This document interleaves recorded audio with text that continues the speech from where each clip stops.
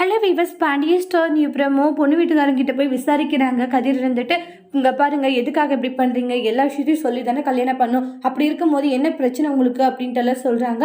அதுக்கப்புறமா இங்கே சக்திகள் வந்து வேற ஒரு பொண்ணை கூட்டிகிட்டு வந்துட்டு இந்த பொண்ணை கல்யாணம் பண்ணிக்கோன்ற மாதிரி சொல்லுவாங்க. கதிர் அங்கே எல்லா விஷயத்தையுமே விசாரிச்சுட்டு வந்துட்டு வேற ஒரு பொண்ணு கூட கல்யாணம் நடக்கும் போது வந்து நிப்பாட்டிடுறாங்க கதிர். அப்போ பாண்டிட்டு என்னடா உங்களுக்கு பிரச்சனைன்றாங்க. அப்போ அந்த கல்யாணம் நல்லபடியாக நடந்திருக்கும், அதை நிறுத்தினது காரணமே இவங்க தான்ப்பா அப்படின்றாங்க. பழனிக்கு ஒன்று புள்ளடி கதிர் என்னடா சொல்லிக்கிட்டு இருக்க. ஆமாம்மா, உனக்கு குழந்தை பெற்றுக்க முடியாது, உடம்புல ஏதோ பிரச்சனை இருக்குன்னு சொல்லிட்டு பொண்ணு வீட்டுக்காரங்க பச்சையே கேவலமாக பொண்ணு வீட்டுக்காரங்க கிட்ட சொல்லிட்டு வந்திருக்காங்க இவங்க அப்படின்னு கதிர் சொல்கிறாங்க. ஐயோ, இவன் எப்படி தெரிஞ்சுக்கிறான்ற மாதிரி ஷாக் ஆகுறாங்க. இந்த விஷயத்த தெரிஞ்சுட்டு பாண்டியனோட குடும்பமே ஷாக் ஆகுறாங்க. சொந்த அண்ணனுங்களே இந்த அளவுக்கு கேவலமாக சொந்த தம்பியை பற்றி இப்படி சொல்கிறீங்களே, கொஞ்சம் கூட அசிங்கமாக இல்லை உங்களுக்கு அப்படின்றாங்க. பாண்டி மனசொடைஞ்சு போயிடுறாங்க.